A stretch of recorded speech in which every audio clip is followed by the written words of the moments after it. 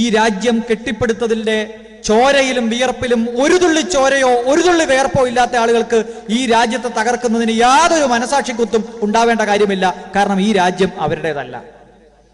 അവർ ഈ രാജ്യം കെട്ടിപ്പടുത്തതിൽ ഒരു തുള്ളി രക്തം പോലും പങ്കിട്ടിട്ടില്ല. ബഞ്ച് ഓഫ് തോട്ട്സ് എന്ന പുസ്തകത്തിൽ RSSന്റെ സ്ഥാപകൻ നേതാവ് 2 ചെറുപ്പക്കാർ ഈ രാജ്യത്തെ സ്വാതന്ത്ര്യ സമരത്തിൽ പങ്കെടുക്കാൻ വരുന്നുണ്ട്. അവരോട് സദാശിവ ഗോൾവാക്കർ പറയുന്നു, നിങ്ങൾക്ക് വേറെ പണിയില്ലേ? നിങ്ങൾ എന്തിനാ ഈ സ്വാതന്ത്ര്യ സമരത്തിൽ പോയി പങ്കെടുക്കുന്നത്? ഞാൻ തമാശ പറയുന്നല്ല.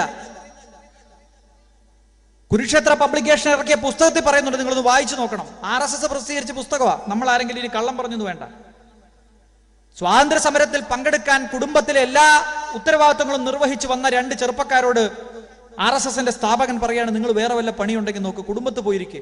അപ്പൊ അവർ പറഞ്ഞു, ഞങ്ങൾ 2 വർഷത്തേക്ക് കുടുംബത്തേക്ക് വേണ്ട എല്ലാ കാര്യങ്ങളും ചെയ്തു വെച്ചിട്ടാണ് സ്വാതന്ത്ര്യ സമരത്തിൽ പങ്കെടുക്കാൻ വരുന്നത്. അത് ശരി, നിങ്ങൾക്ക് 2 വർഷത്തേക്ക് വീട്ടിലുള്ള എല്ലാ ഉത്തരവാദിത്വം കഴിഞ്ഞു.